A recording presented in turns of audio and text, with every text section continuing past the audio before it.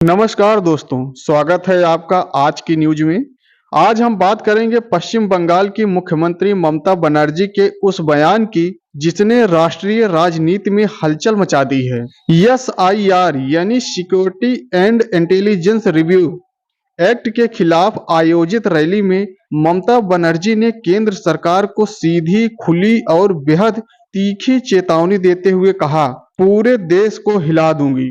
आखिर यह बयान क्यों दिया गया? एसआईआर एक्ट को लेकर विवाद क्या है और क्या यह टकराव आने वाले चुनावों की राजनीतिक दिशा बदल सकता है? चलिए पूरे मामले को विस्तार से समझते हैं।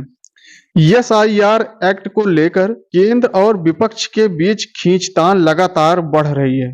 विपक्ष का आरोप है कि यह कानून राष्ट्रीय सुरक्षा के नाम पर सरकार को अत्यधिक अधिकार देता है, जैसे निगरानी, पूछताछ या राष्ट्रीय सुरक्षा से जुड़ी जांच में विस्तृत शक्तियां। ममता बनर्जी ने कोलकाता में एक बड़ी विरोध रैली आयोजित की और इसी मंच से उन्होंने कहा, अगर केंद्र सरकार ने जनता की आवाज नहीं सुनी तो मैं पूरे देश को हिलाकर रख दूंगी। उनका कहना था कि यह कानून आम लोगों के अधिकारों, राज्यों की स्वायत्तता और लोकतांत्रिक संतुलन पर सीधा हमला है। अब सबसे बड़ा सवाल है कि उनके बयान का टारगेट कौन था? तो आपको बता दें कि उनके इस बयान का 3 टारगेट है। पहला, केंद्र सरकार। उन्होंने साफ कहा कि दिल्ली से नियम नहीं थोपा जा सकता। राज्यों को विश्वास में लिए बिना ऐसे सुरक्षा कानून लाना संघीय ढांचे के खिलाफ है। दूसरा, विपक्ष को ऊर्जा देने की कोशिश।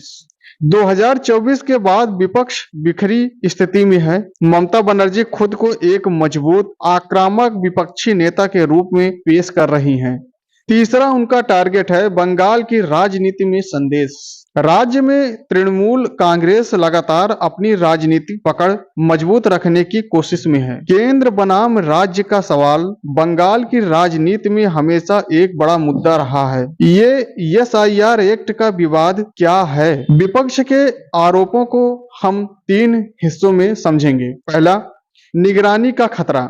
विपक्ष का दावा है कि यह एक्ट सुरक्षा के नाम पर नागरिकों की निगरानी आसान बना सकता है, जैसे call record, digital data, location आदि तक एजेंसियों की पहुंच बढ़ सकती है। दूसरा, राज्यों की पुलिस पर अप्रत्यक्ष नियंत्रण है।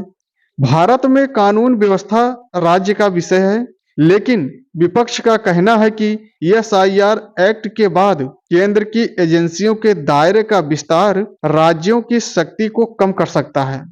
और तीसरा, राजनीतिक दुरुपयोग का डर।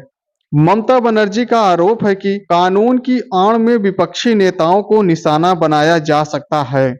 उनका कहना है, जरूरत राष्ट्रीय सुरक्षा की है, न कि राजनीतिक बदले की। इन सब के बीच हम ये जानेंगे कि राजनीतिक असर इस पर क्या हो सकता है। पहला इसका असर होगा कि विपक्ष को एक नया मुद्दा मिल गया। ममता बनर्जी हमेशा से सड़क पर उतरकर विरोध करने की राजनीति में माहिर रही हैं।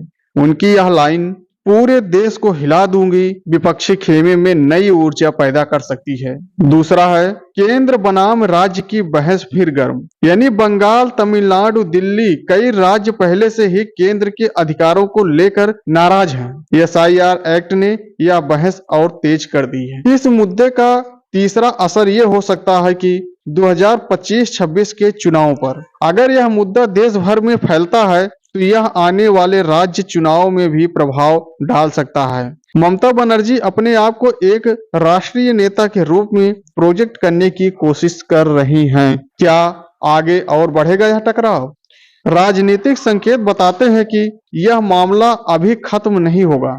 ममता बनर्जी ने अपनी रैली में कहा कि वह संसद सत्र में भी इसे उठाएंगी, देश भर में अन्य राज्यों को भी साथ लाने की कोशिश करेंगी और यह आंदोलन लंबा चलेगा। केंद्र सरकार की तरफ से फिलहाल कानून राष्ट्रीय सुरक्षा को जायज बताया जा रहा है। मतलब संघीय राजनीति में टकराव का नया दौर शुरू हो सकता है।